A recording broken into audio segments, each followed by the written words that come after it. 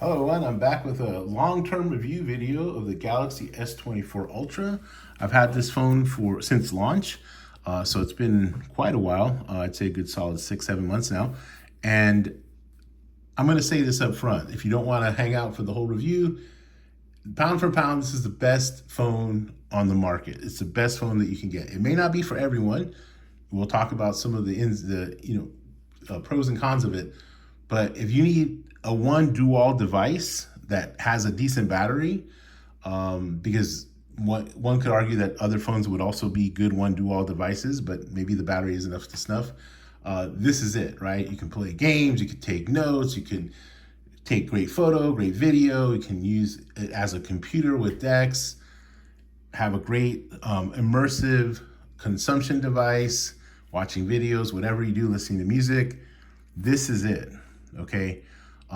It's the best phone on the market so far. I haven't seen the Google Pixel 9 Pro XL yet, or 9 Pro, but I'm gonna get that soon. But this is the one I would take now if I just had one device. If I was a student, and a lot of my, I'm a teacher, a lot of my students, a professor, a lot of my students can't afford laptops and tablets, and they only have a phone and they do their work on their phone, because you need a phone, right? To have, to be able to access a job, get phone calls.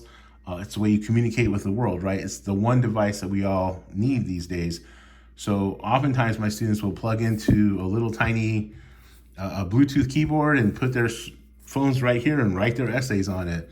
With DeX, and if you can get access to a relatively cheap screen, you can plug that thing in and you have a functioning Chromebook-like experience, I would say. And it fully runs Windows as well. So if I was a student, I know iPhones are all the rage and they're the thing to have, that blue bubble stuff. But if I was a student and I could only afford one phone, this is what I would pick, okay? You get good battery life. You can have a desktop, a tablet, a computer, a phone, your music player, consumption device, all in one specific device. And I've seen these as low as, $850, $900 with the education discount, for 256 gigabytes on the Samsung website. They had that sale running in the United States a while ago. And with trade-ins, you can get this relatively cheap. So, it is expensive if you pay it outright, but with the trade-ins, you can kind of really bring down the price. For the build quality and for what it is, you can get a solid deal on it. I think it's a good offering. Okay, so I'll go ahead and go point by point.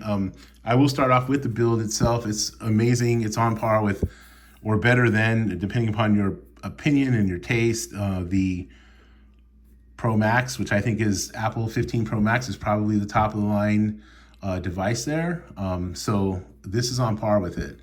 It's beautiful. I have, the titanium color, the natural titanium. I love the way it's laid out. I love the design. It is pretty hefty, and it's a pretty, rectangular design in the true sense of a rectangle. It's not cornered at the edge at all. It's not, it's not a soft corners. It's got the straight 90-degree angles. So I'll just kind of keep that in mind. But in terms of build quality, its heft, its weight, it's great. Okay, so no issues there at all. It's the top of the line, outstanding. The display, which is the thing we interact with first and foremost, they've done a great job with the glass that they're using. What kind of alchemy they're using, it reminds me of my sapphire glass Apple watches. No scratches. I took the screen protector off after a couple of months because I wanted to, or actually about a month, I want to take advantage of the anti-reflective coating, and it's great. Now, is it as punchy as the S23 Ultra? I still don't think it's as punchy as some of the older Samsungs, but it's fine. Once you get used to it, you're not going to miss it, okay? And it's got enough brightness and enough punch. It's fine. I wouldn't worry about that. Now, if you do like that old school punchiness, what you'd be giving up is the brightness. This is a little brighter, and the anti-reflective coating when you're out in the sun. So, and I live in Los Angeles, so it's pretty sunny here all the time, especially lately. It's been a heck of hot. This is going to be a good option in terms of being out in the sunshine with both the brightness and the anti-reflective coating. Again, I don't remove screen protectors. I use screen protectors on all my phones. I don't feel compelled to use one on this phone because Again, it reminds me of my Apple Watches, my sapphire glass Apple Watches, the stainless steel 4 I had and the Ultra that I have. Nothing's wrong. Like, there's no scratches. There are not even any micro scratches on it that I can see at any kind of angle. So the screen has been outstanding. Again, you're giving up a little bit of punchiness with the new model, but I'm not really worried about it too much. I also think that the flat display with the S Pen, it's just more conducive to taking notes. So that's a good thing. Now, the battery life, I gotta say, it's been a little bit hit and miss. For the most part, I get great battery. Okay, so I'd say like 85% of the time, the battery is on par with the 15 Pro Max, sometimes even longer than the 15 Pro Max. Kind of just depends what you're doing, of course. But there are those moments where I'm on 4 hours of screen time, 4.5 hours of screen time. They don't happen often, but they do happen. And you're kind of wondering, like, what the heck? Why is it doing that all of a sudden? And then it kind of just corrects itself. Now, I will say oftentimes, too, it's with a software update, so that's something to think about as well. So it kind of needs to almost relearn your usage patterns, it seems like, after certain software updates. I'm not sure if that's a thing. I'm not a software phone engineer, but just something to think about. But for the most part, the battery life is great.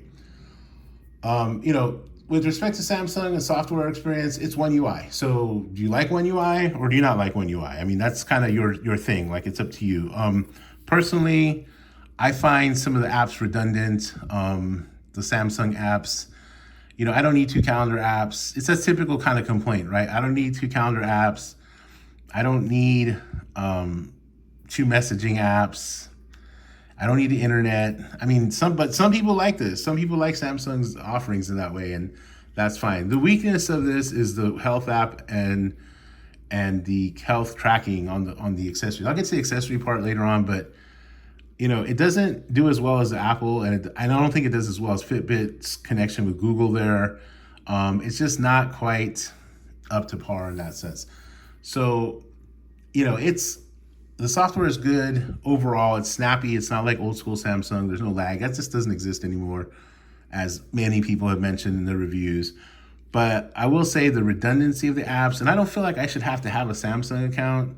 Now, you don't have to have a Samsung account to use this, but I really do like the Notes app. That's good. I wish it integrated with either Microsoft better or integrate it more cleanly with Google's offerings like Google Keep or something, but it doesn't. It's kind of like a standalone thing. So if you do start to use it, you kind of get, your notes kind of get stuck there a little bit. I mean, there are ways to get them out, but I don't know. I just wish they would be more integrated. It would integrate better with Google or Microsoft, either one, whichever way they want to go, because it does have great Microsoft integration. So that's the positive thing. If I'm somebody who is a business person or somebody who is an educator like myself, or someone who relies on the Microsoft suite, right? Like MS 365 or 365 Awesome, whatever they're calling it now, then this is probably the phone I would get if that's what you're looking for, because it does integrate really well with Windows computers. If you have a PC,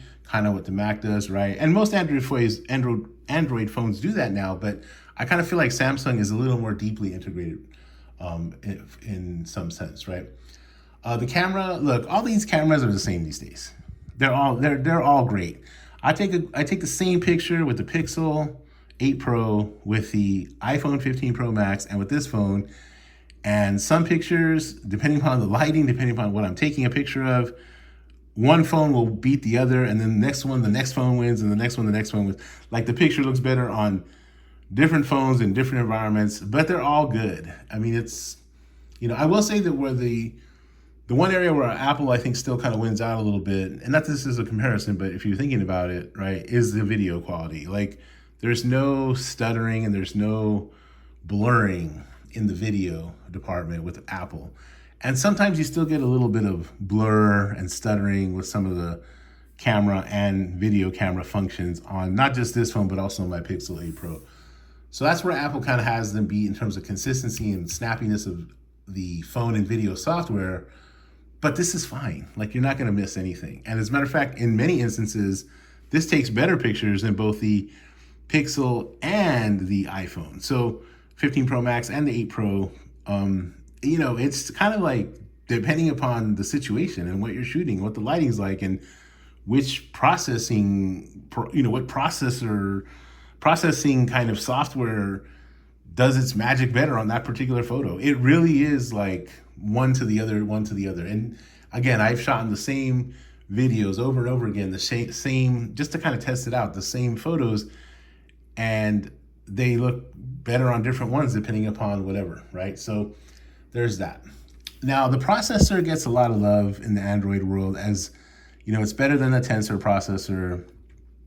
I'll give it that. Haven't obviously tried Tensor 4 yet. It does feel snappier than the Tensor 3, although, and I don't game, the heaviest game that I use is FIFA Mobile, right? Like this is it, right? This is all I play, literally the only game I play, right? Shout out to Cuervos, my team there.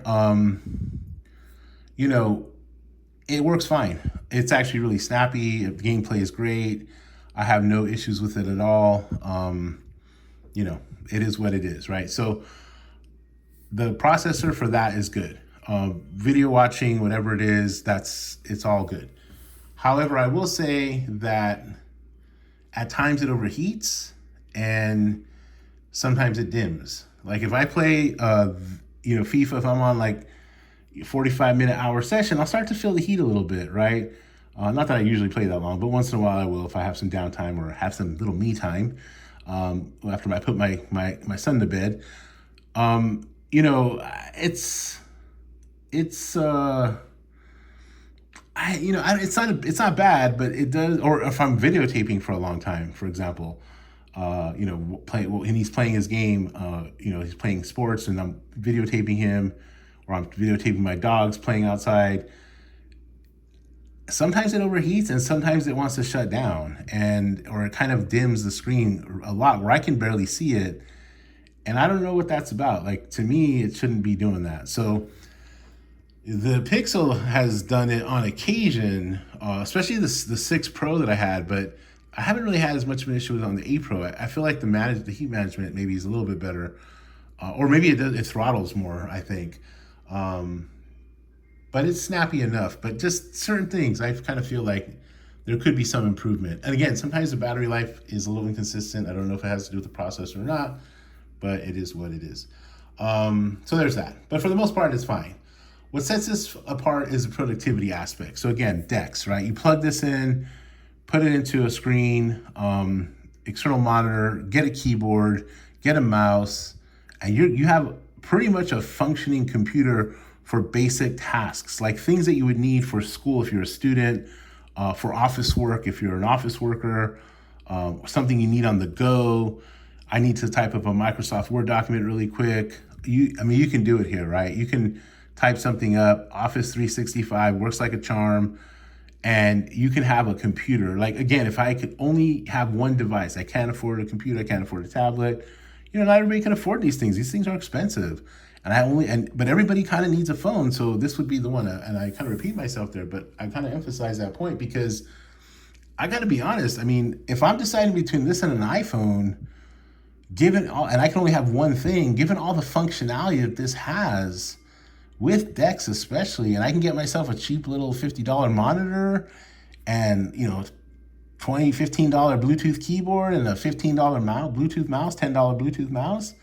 I mean, dang, I have myself a computer, I have myself a phone, I have myself everything that I need to function in this world that, you know, that we live in, right? So, you know, I really emphasize that point because that's where I think this is set apart from the rest of the other, from Google and from Apple in particular. And again, I'm in the US, I don't have, you know, all the Xiaomi and Redmi and all those other seemingly wonderful phones. OnePlus is okay, but their customer service is pretty crappy, which I'll make a video about later, at least here in the United States. But, you know, I want to emphasize that point. If it's one device, this is it.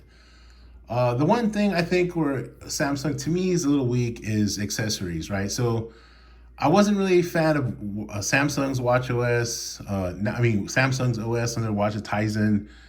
Now they're moving to watchOS. Admittedly, I haven't tried the new watches, so I don't really know too much, but I do follow some of the fitness tracking channels, right?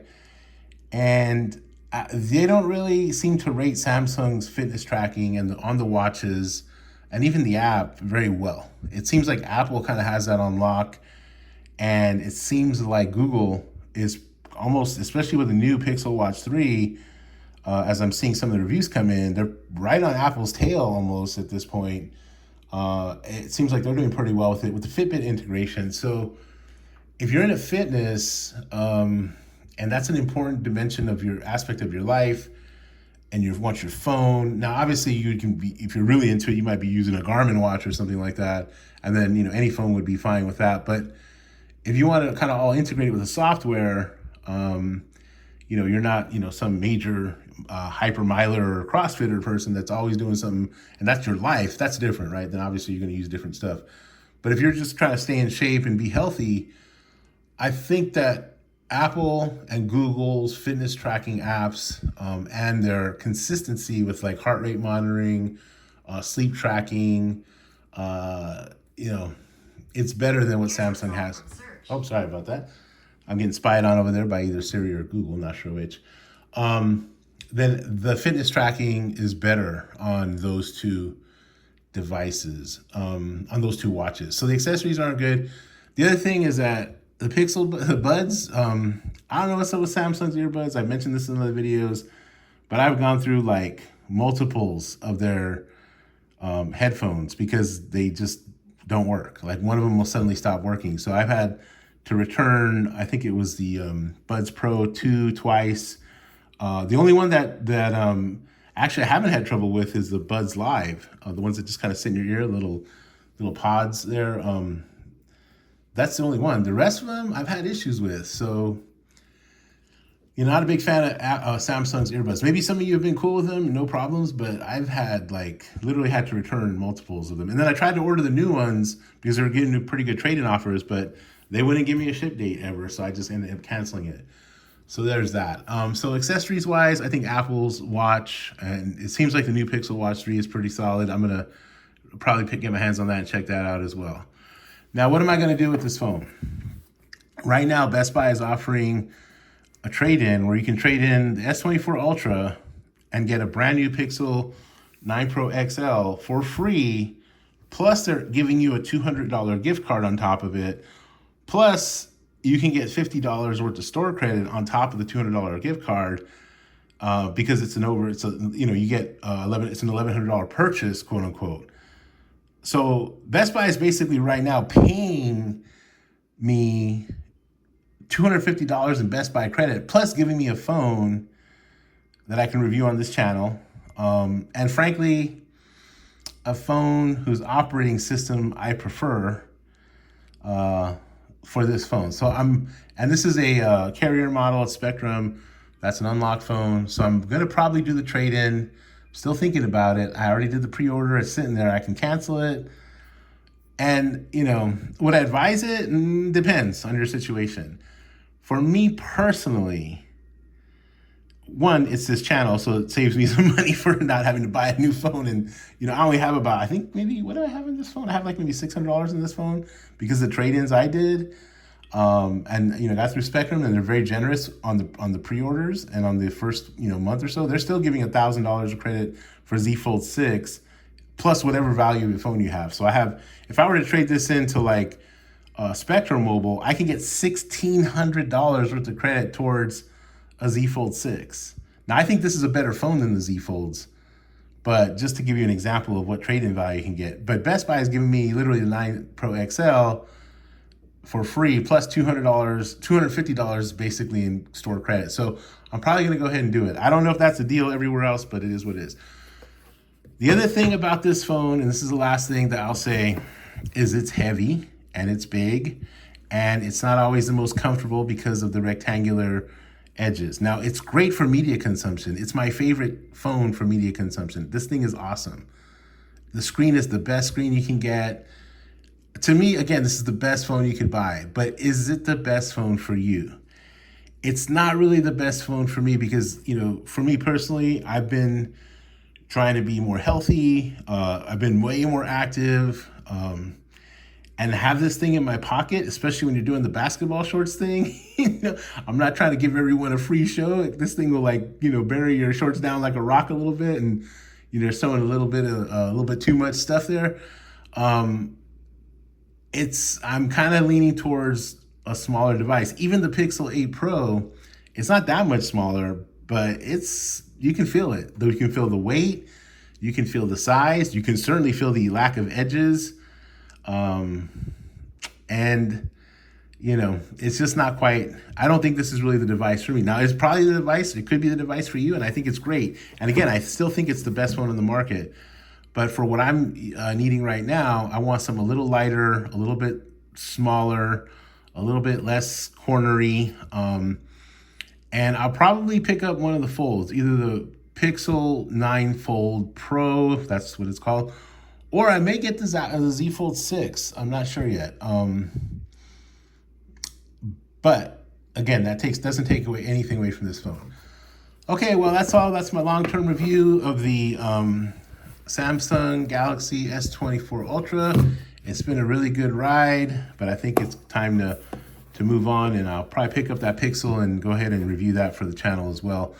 If I didn't have this channel, and you know, I don't know, I would still probably think about it, but I really do like the straight Android Pixel software, especially the it's just so much easier to use, and it's just clean. That's all the way I can describe it. Okay, well, that's all. I hope you're well. I hope your family's well, and take care of yourself.